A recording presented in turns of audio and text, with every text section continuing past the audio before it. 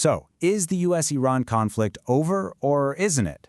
It feels like one day we hear it's close to over, and the next we're told the mission is not finished.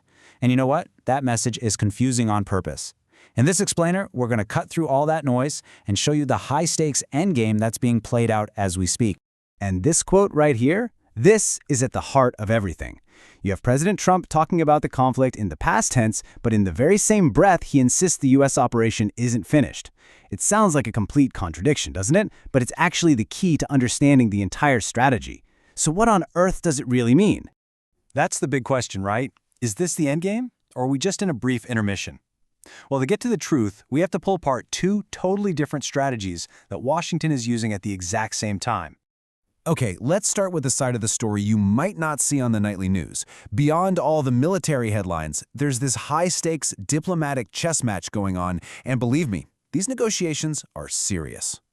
The whole thing is just incredibly delicate. You've got Pakistan stepping in, trying to be the mediator and bridge the gap, and a formal proposal is actually on the table. But it's a really slow, really tense dance. The first round of talks, well, it ended without a breakthrough, and there's no firm date for a second round. So progress is happening, kinda, but a final deal still very much out of reach.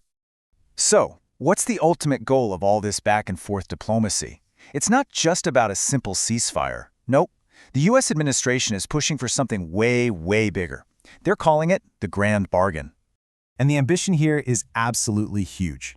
A grand bargain isn't about some temporary truce. The goal is to fundamentally rewire the entire relationship between the U.S. and Iran to solve all the major conflicts in one massive, comprehensive deal.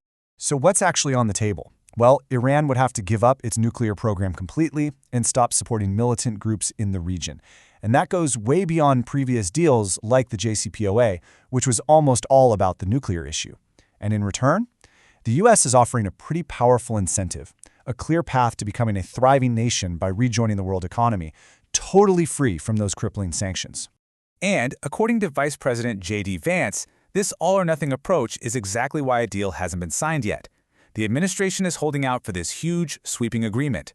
They don't just want to contain Iran. The stated goal is to completely change its role in the world. But here's the twist. At the very same time that these delicate talks are happening, a completely different strategy is unfolding. While the diplomats are talking, the military's acting. And their approach is all about one thing: maximum pressure.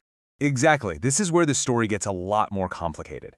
That offer of a grand bargain, it's not just being made with a friendly handshake. It's being backed up by a very real, very hard-edged military strategy that's designed to force Iran's hand. The main weapon here is a naval blockade. The idea is to basically choke off Iran's economy and turn up the heat to make them want a deal. Now, the U.S. military has claimed that sea trade is completely halted, but independent tracking data seems to show that some ships are still getting through. It's a super high-risk move where just one mistake could lead to a direct confrontation. And as if mixing diplomacy with military pressure wasn't complicated enough, there's another huge factor in play. Some key allies in the region don't actually want the same thing as the United States. Wow. This quote from a senior Israeli source, it changes everything. While the U.S. is trying to make a deal with the current Iranian government, a key ally, Israel, has a totally different endgame in mind. They don't want a bargain. They want regime change. And that creates this massive conflict of interest right at the heart of the whole situation. So how do we make sense of all this? You've got the quiet diplomacy, the aggressive blockade, the conflicting goals of allies.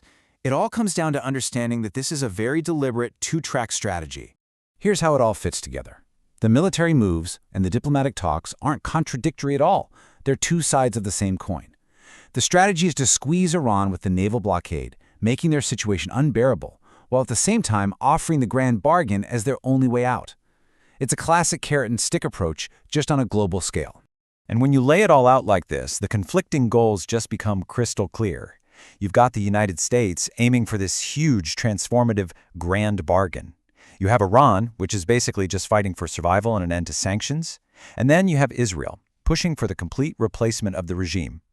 Three major players with three fundamentally different ideas for the future. Which brings us to the final critical question. When you mix intense military pressure, super delicate diplomacy, and powerful allies who all want different things, Can this incredibly complex strategy actually lead to a lasting peace? Or is it just a recipe for even more instability? Honestly, the entire world is holding its breath for the answer.